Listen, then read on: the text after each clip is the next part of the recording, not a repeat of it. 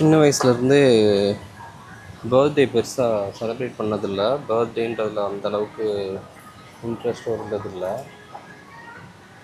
என்ன பண்ணாங்கன்னா, எனக்கு வந்து நான் எல்கேஜி படிக்கிறப்ப வீட்டில் ஒரு தடவை பர்த்டே செலிப்ரேட் பண்ணாங்க. அப்போ வந்து கேக் வாங்கினாங்க. அந்த கேக் வாங்கினப்போ ஒரு கட்டை ஒன்று கொடுத்தாங்க. அந்த கேக்குக்கு ஒரு பேஸு. அந்த அந்த கீழே இருக்கிற பேஸே வந்து நல்லா மரத்தில் செஞ்சுருப்பாங்க. அது வந்து நான் வந்து அதுக்கப்புறம் ஒரு 3-4 வருஷம் அதை வச்சு கூட வீட்டில் எல்லோரும் விளாண்டுட்ருந்தோம். அந்தளவுக்கு கேக்கு கொடுக்குற பேஸ் கட்டையே வந்து ஒரு ஆள் உட்கார அளவுக்கு ஸ்ட்ராங்காக இருக்கும். அதுக்கப்புறம் வந்து ஃபஸ்ட் ஸ்டாண்டர்டு ஏதோ படிக்கிறப்ப தூத்துக்குடியில் இருந்தோம். எல்கேஜி வந்து நான் மதுரையில் இருந்தேன். அதுக்கப்புறம் ஃபஸ்ட் ஸ்டாண்டர்ட் அப்போ வந்து தூத்துக்குடியில் இருந்தோம். ஸோ தூத்துக்குடியில் இருக்கிறப்ப வந்து அது வந்து ஒரு ஆங்கிலோ இண்டியன் ஸ்கூலு, சின்ன ஸ்கூலு. அங்கே வந்து பர்த்டேக்கு வந்து என்ன பண்ணாங்க, எல்லாத்துக்கும் சாக்லேட் கொடுக்கலாம் அப்படின்னு சொல்லிட்டு எங்கள் அம்மா என்ன சொன்னாங்க, அந்த ஸ்கூலு வந்து எவ்வளோ ஒரு 200 பேர் இருப்பாங்களா, 200-250 பேர் இருப்பாங்க. ஸோ கிளாஸில் இருக்க பசங்களுக்கு மட்டும் சாக்லேட் கொடுக்காம அங்கே இருக்கிற எல்லாத்துக்குமே வந்து சாக்லேட் கொடுக்கலாம் அப்படின்னு சொல்லிட்டு எல்லாேருக்கும் சாக்லேட் வாங்கினாங்க. எல்லோரும் கொடுத்தோம். கொடுக்க தான் அது வந்து எவ்வளோ கணக்கு, எவ்வளோ பேர் இருக்காங்க அதெல்லாம் ஒரு ஐடியா இல்லை, ஒரு அப்ராக்சிமேட்டாக வாங்கிட்டு போனாங்க. அப்புறம் பார்த்தா அதில் வந்து ஒரே ஒரு கிளாஸுக்கு மட்டும் வந்து சாக்லேட் இல்லை. அப்போ எங்கள் அம்மாவுக்கு வந்து வருத்தம். அச்சச்சோ, அந்த அந்த கிளாஸுக்கும் வந்து சாக்லேட் வாங்கிட்டு போய் கொடுத்துருக்கலாமே, இல்லாட்டி வந்து இன்னொரு நாள் சாக்லேட் வாங்கிட்டு கொடுக்கலாம், அந்த மாதிரிலாம் வந்து சொல்லிகிட்டு இருந்தாங்க. இதுக்கப்புறம் வந்து எனக்கு பர்த்டேன்னு வந்து வீட்டில் வந்து செலிப்ரேட் பண்ணதே கிடையாது. வீட்டில் பர்த்டேன்றதுக்கு வந்து பெரிய ஒரு சிக்னிஃபிகன்ஸும் கிடையாது. பர்த்டேனால் சில நேரம் வந்து ஞாபகம் வச்சுன்னா, நான் 10th படிக்கிறப்பெல்லாம் வந்து என்னென்னா, பர்த்டே அன்றைக்கி கோயிலுக்கு போயிட்டு வா அப்படின்னாங்க. 10th மார்க் கொஞ்சம் கம்மியாயிடுச்சு. அதுக்கப்புறம் 11th 12thலாம் வந்து அதை கண்டுக்கிறதும் இல்லை. பர்த்டே படிக்கிறதுக்காக வந்து அந்த டைமில் வந்து கோயிலுக்கு போகிறதோ ஏதோ பண்ணுறதோ பெருசாக இல்லை. ஒரு சில டைம் என்ன பண்ணியிருக்காங்கன்னா, கேசரி பண்ணியிருக்காங்க, பிறந்தநாள் அப்படின்ட்டு. இவ்வளோதான். இதுக்கப்புறம் நான் காலேஜ் போனேன். காலேஜ் வந்து என்னென்னா, காலேஜில் வந்து அங்கே இருக்கவங்கெல்லாம் வந்து பர்த்டேலாம் ஞாபகம் வச்சுட்டு அந்த ஹாஸ்டலில் வந்து என்ன பண்ணுவாங்கன்னா, யாருக்கு பர்த்டே வருதோ அவங்களுக்கு சர்ப்ரைஸாக வந்து கேக் கட் பண்ணுவாங்க. இது வந்து யார் கட் பண்ணுறாங்களோ அது கொஞ்சம் ஸ்பெஷலாக இருக்கும். ஏன்னா அப்போ தான் ஹாஸ்டலு எல்லோரும் புதுசு. அந்த கேக் கட் பண்ணுறது, அப்புறம் அவங்கள வந்து கேக்கை வந்து தடவுறது, இதெல்லாம் வந்து ஏன்டா கேக்கை வேஸ்ட் பண்ணுறீங்க அப்படின்ற மாதிரி இருக்கும். இப்போ எங்கள் வீட்லேயும் பார்த்திங்கன்னா, கேக்கில் வந்து கேண்டில் ஏற்றி வச்சுட்டு அது நெருப்பை அணைக்கிறது நல்லது கிடையாது. அப்புறம் கேக்கில் பேர் எழுதி வச்சுட்டு அந்த பேரை வந்து நம்ம கத்தியால் கட் பண்ணி பேரை வந்து கட் பண்ணுறதும் வந்து நல்லதில்லை. அது ஏன் வந்து கேக்கில் பேர் எழுதி வச்சுட்டு விளக்கேற்றி வச்சுட்டு கேண்டில் ஏற்றி வச்சுட்டு அந்த நெருப்பை அணைக்கணும், அப்புறம் வந்து கேக்கை வந்து பேரை வந்து கட் பண்ணணும். இதனாலேயே வந்து என்னென்னா, கேக் கட் பண்ணுறதுன்றது பெருசாக வீட்டில் இருக்காது. கடைசி இப்போ எங்கள் வீட்டில் 4 பேர், நான் 3ஆவது. கடைசி வந்து லாஸ்ட்டு தங்கச்சி. ஸோ தங்கச்சிக்கு வந்து இந்த மாதிரி பர்த்டே செலிப்ரேட் பண்ணுறது, கேக் கட் பண்ணுறது எல்லாம் லாஸ்ட் கிட்னால கொஞ்சம் பேம்பர்டு. அவங்களுக்கு இதெல்லாம் வந்து ரொம்ப பிடிக்கும். அதனால தங்கச்சிக்கு மட்டும் கட் பண்ணியிருக்காங்க. அதுவும் என்னென்னு சொல்லிடுவாங்கன்னா, கேண்டில் வேணாம், பேர் வேணாம் அப்படின்ட்டுருவாங்க, சும்மா கேக் கட் பண்ணுறதுக்கு. இப்போ காலேஜ் நான் வந்தப்போ ஃபஸ்ட் இயர் ஹாஸ்டலில் வந்து இந்த மாதிரி பர்த்டேக்கு கேக்கு, ஃபஸ்ட்டு பர்த்டே யாரோ அனந்தகிருஷ்ணன் நினைக்கிறேன், அவனுக்கு பர்த்டேக்கு கேக் கட் பண்ணாங்க. 12 மணிக்கு வெயிட் பண்ணி அப்புறம் எல்லார்ட்டையும் ஒன்று அந்த குரூப்பில் அந்த சைடு எந்த விங்கில் இருக்கிறோமோ அந்த சைடு இருக்கிற ஒரு 5-6 ரூமு க்ளோஸாக இருக்கும். அந்த 5-6 பேர்கிட்ட சொல்லிவிட்டு, டே 12 மணிக்கு கேக் கட் பண்ணணும்டா அப்படின்னு சொல்லிட்டு வந்துடு இந்த ரூமில் அப்படின்னு சொல்லிடுவாங்க. அந்த ரூமில் கேக் வாங்கி வச்சுருப்பாங்க. அப்புறம் எல்லோரும் ஷேர் பண்ணிவிட்டு அப்புறம் 12 மணிக்கு கேக்கை கட் பண்ணிட்டு அவன் மேலே கேக்கை தடவுறது, கேக்கை வேஸ்ட் பண்ணுறது, இதெல்லாம் நடக்கும். அதுக்கப்புறம் இந்த மாதிரி இதே வந்து பார்த்திங்கன்னா, இப்போ எங்கள் ரூம் சைட்லாம் கொஞ்சம் சாஃப்டாக இருப்பாங்க பசங்க. அப்புறம் ஒரு சிலதெல்லாம் வந்து இந்த லெதர் டெக்னாலஜி, செராமிக் டெக்னாலஜி, இந்த மாதிரி பசங்கள்லாம் கொஞ்சம் ரக்கடாக இருப்பாங்க. அவங்களாம்னா ஒரு அடாவடியாக தான் இருக்கும், அடிதடி அந்த மாதிரி தான் இருக்கும். பர்த்டே கேக் கட்டிங்க கேக்கை ஃபுல்லாக அடித்து நாசம் பண்ணுறது அந்த மாதிரி இருக்கும். எனக்கு இந்த மாதிரி வந்து என்னோடய பர்த்டேக்கு வந்து மொதல் தடவை கேக் கட் பண்ணாங்க.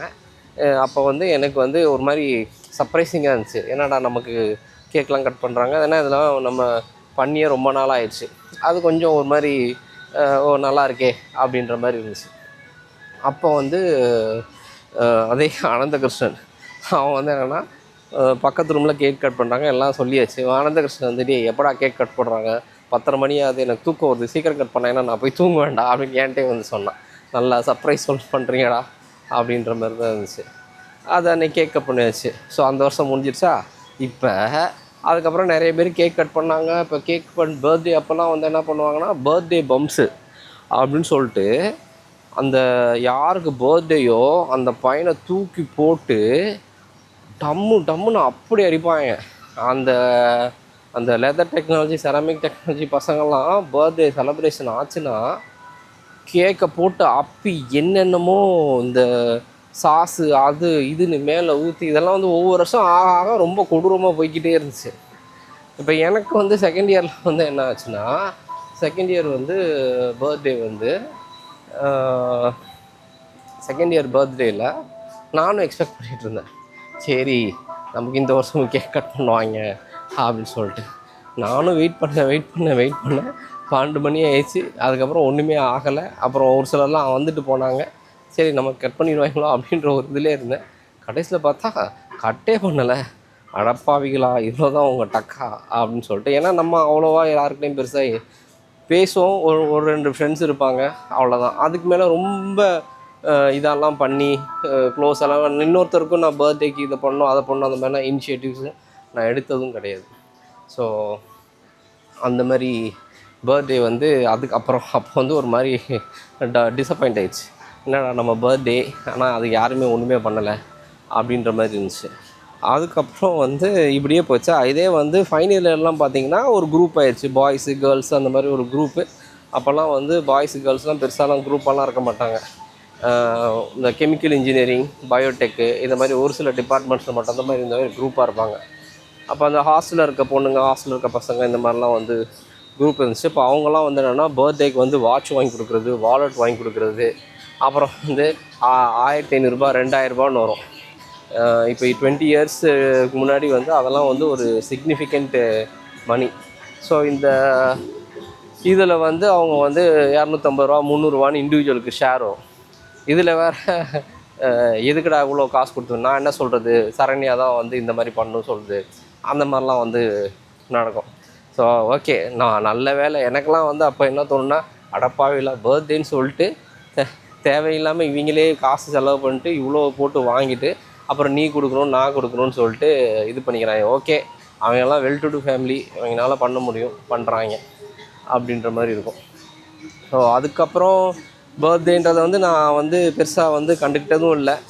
அதுக்கப்புறம் நான் சிங்கப்பூர் வந்ததுக்கப்புறம் சிங்கப்பூரில் வந்து படிக்கிறப்ப பெருசாக வந்து நம்ம ஊர் பசங்க, தமிழ் பசங்களை தவிர வேறு யார்கிட்டையும் வந்து நான் இன்ட்ராக்ட் பண்ணது கிடையாது.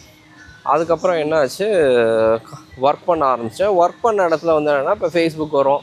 ஸோ ஃபேஸ்புக்கில் வந்து பர்த்டேஸ் வரும், நோட்டிஃபிகேஷன் பர்த்டே அந்த மாதிரிலாம் வரும். இப்போ நான் என்ன பண்ணிகிட்டு இருந்தேன்னா, ஒரு வருஷமாக எனக்கு வந்து பர்த்டேன்னு சொல்லிட்டு யாருக்கெல்லாம் வருதோ அவங்களுக்கு எல்லாத்துக்கும் நான் வந்து பர்த்டே விஷஸ் வந்து மெசேஜ் பண்ணுவேன். எஸ்எம்எஸ், அப்போ வாட்ஸ்அப்லாம் கிடையாது, எல்லாத்துக்கும் எஸ்எம்எஸ் பண்ணேன். இப்போ வந்து எல்லாத்துக்கும் எஸ்எம்எஸ் பண்ணிவிட்டு அதே மாதிரி என்னோடய பர்த்டே வரப்போ இவங்கெல்லாம் விஷ் பண்ணுவாங்க அப்படின்ற மாதிரி எனக்குள்ளே ஏதோ ஒரு எக்ஸ்பெக்டேஷன் இருந்துகிட்டு இருந்துச்சு. அந்த எக்ஸ்பெக்டேஷன் பார்த்திங்கன்னா ஆஸ் யூஷுவல் டிசப்பாயின்மெண்ட் தான். ஏன்னா பர்த்டேக்கு விஷ் பண்ணாங்க எல்லோரும் ஃபேஸ்புக்கை பார்த்துட்டு. பட் நிறைய பேர் வந்து என்னென்னா, நான் நிறைய பேருக்கு மெசேஜ் பண்ணியிருந்தேன். அதில் வந்து மெசேஜ் பண்ணாதவங்களும் எனக்கு மெசேஜ் பண்ணியிருந்தாங்க. ஆனால் நான் மெசேஜ் பண்ணுவாங்க அப்படின்னு எதிர்பார்த்த ஆட்கள் வந்து நிறைய பேர் வந்து மெசேஜும் பண்ணலை.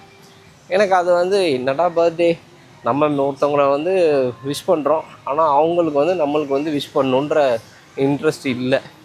அப்புறம் இதுக்கு எதுக்கு நான் விஷ் பண்ணணும் அப்படின்னு சொல்லிட்டு இந்த பர்த்டேக்கு விஷ் பண்ணுறது, ஹாப்பி நியூ இயர் விஷ் பண்ணுறது, ஹாப்பி தீபாவளி விஷ் பண்ணுறது, இந்த மாதிரி எதுவுமே பண்ணாமல் இருப்பேன். ஸோ இதில் வந்து பர்த்டேயே சுத்தமாக செலிப்ரேட் பண்ணாமல் அப்படியே தான் இருந்தேன். ஏன்னா சின்ன வயசுலேருந்து செலிப்ரேட் பண்ணதும் இல்லையா, அதனால் அது மேலே ஒரு பெரிய ஒரு பிடித்தமும் இல்லை. இது கொஞ்ச நாள் போக போக போக என்ன ஆச்சுன்னா, நான் வந்து ஒர்க் பண்ணிகிட்டு இருந்தேன். ஒரு 4, 5 வருஷம் கழிச்சு, அந்த எப்பயுமே வந்து அந்த ஜனவரி டைம் போல் நான் ஊருக்கு போக மாட்டேன்.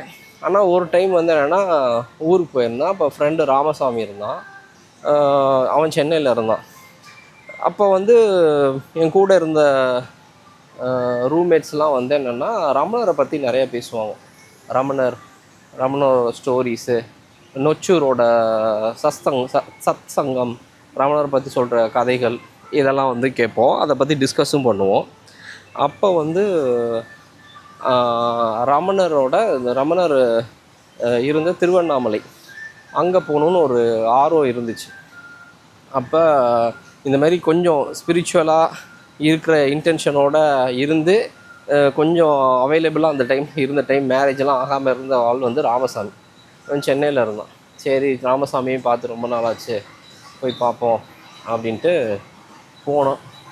போயிட்டு சென்னையிலேருந்து திருவண்ணாமலை போனோம். திருவண்ணாமலை போயிட்டு நான் திருவண்ணாமலையில் இருந்துட்டு காரைக்குடி எங்கள் ஊருக்கு போகலான்னு சொல்லிட்டு பிளான். ஸோ அது வந்து வாழ்க்கையிலே மறக்க முடியாத ஒரு பர்த்டே. வீட்லேயும் வந்து பிறந்தநாள் வீட்டில் இல்லாமல் எங்கே போகிறா அப்படிலாம், ஏன்னா வீட்லேயும் பர்த்டேன்றதுக்கு ஒரு பெரிய இம்பார்ட்டன்ஸே கிடையாது. அதனால் அந்த பர்த்டே அப்போ வந்து திருவண்ணாமலையில் இருந்தேன். திருவண்ணாமலை ரமணர் ஆசிரமம். அதுதான் ஃபஸ்ட் டைம் நான் போகிறேன். அந்த போய் வந்து இப்போ ஒரு 10 வருஷத்துக்கு மேலே ஆகுது.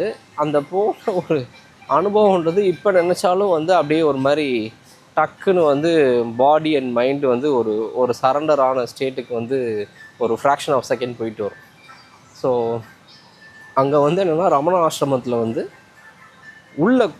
உள்ளே போனோம்னா அவ்வளோ சைலன்ஸாக இருக்கும். அந்த சைலன்ஸ் வந்து ஸோ டீப்பு. நம்ம உள்ளே போனோன்னா நம்ம அதுக்குள்ளே வந்து அப்படியே சக் பண்ணி இழுத்த மாதிரி இருக்கும். அங்கே பார்த்தீங்கன்னா, இப்போ வந்து உள்ளே போனால் அந்த சைலன்ஸில் நம்ம யாருமே இல்லைன்னு நினச்சிட்ருப்போம். ஆனால் உள்ளே போனால் அங்கங்கே ஆட்கள் உட்காந்து மெடிடேட் பண்ணிகிட்ருப்பாங்க. நீங்கள் கொஞ்சம் மூச்சை கொஞ்சம் ஃபாஸ்ட்டாக இழுத்திங்கன்னா கூட சவுண்டு கேட்கும். அந்த அளவுக்கு வந்து பின் ட்ராப் சைலன்ஸாக இருக்கும். அந்த இடம் அப்படி உள்ளே போனோன்னா அப்படியே ஒரு மாதிரி ஆயிடுச்சு. அப்புறம் மேலே வந்து ரமணரோட அவர் மெடிடேஷன் பண்ண விருப்பாக்ஷக குகை அங்கே போனோம். அங்கே போனால் அங்கேயும் அப்படி தான். அந்த குகைக்குள்ளே ஒரே ஒரு விளக்கு மட்டும் எரிஞ்சிக்கிட்டு இருக்குது. அந்த விளக்கை வந்து அணையாமல் வந்து பார்த்துக்கிட்டே இருப்பாங்களாம். ஒரு 14 பேர் இருப்பாங்க. உள்ளே உட்காந்து மெடிடேட் பண்ணிகிட்ருக்காங்க அந்த குகைக்குள்ளே. அப்படியே அதுவும் டோட்டல் பின் ட்ராப் சைலன்ஸு. எல்லோரும் கண்ணை மூடி மெடிடேட் பண்ணுறாங்க. என்னால் கண்ணை மூடவே முடியல.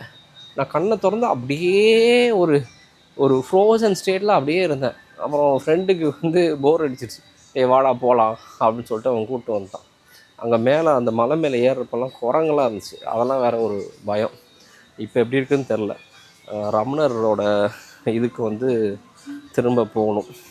அதுக்கப்புறம் வந்து மேரேஜ் ஆச்சு. மேரேஜ் ஆனதுக்கப்புறம் எனக்கு பர்த்டேனாலே ஒரு மாதிரி ஏன்டா வருது. ஏன்னா அதில் ஒரு எக்ஸ்பெக்டேஷன் வரும். அந்த எக்ஸ்பெக்டேஷன் நடக்கலைன்னா நம்மளுக்கு ஒரு டிசப்பாயின்மெண்ட் ஆகும். பட் ஒய்ஃபுக்கு என்னென்னா பர்த்டேனா செலிப்ரேட் பண்ணணும். ஃபஸ்ட்டு மேரேஜுக்கு அப்புறம் அந்த ஃபஸ்ட்டு பர்த்டே அவங்க பலூன்லாம் கட்டி கேக்கெல்லாம் வச்சு இதை பிளான் பண்ணி 7 ஒவ்வொரு சென்ஸுக்கும் வந்து கண்ணுக்கு ஒரு கிஃப்ட்டு, காதுக்கு ஒரு கிஃப்ட்டு, ஸ்மெல் பண்ணுறதுக்கு ஒரு கிஃப்ட்டுன்னு சொல்லிட்டு டிஃப்ரெண்ட்டாக அதை பண்ணியிருந்தாங்க. அது பயங்கரமாக இருந்துச்சு. இந்த இன்ஸ்டாகிராம் ரீல்ஸ்லாம் போடுற மாதிரி பயங்கரமாக. அதுக்கப்புறம் ஒவ்வொரு பர்த்டேயும் அவங்க அந்த மாதிரி பண்ணுவாங்க. சிங்கப்பூரில் இருந்தோம்னா அவங்களே வந்து கொஞ்சம் கொஞ்சமாக கேக்கு ஸ்க்ராட்சிலேருந்து அதே வந்து அவ்வளோ எஃபர்ட் போட்டு ஒரு இது பண்ணுவாங்க. இப்போ எனக்கு ஏதாச்சும் ஒன்று நான் குனாஃபா பிடிக்கும் அப்படின்னு ஒரு தடவை சொல்லியிருந்தேன். அதனால் என்ன பண்ணாங்க, இப்போ நான் வந்து அப்போ பொண்ணுக்கு வந்து 1.5 வயசு என்னமோ தான். நான் ஆஃபீஸ் போயிடுவேன்.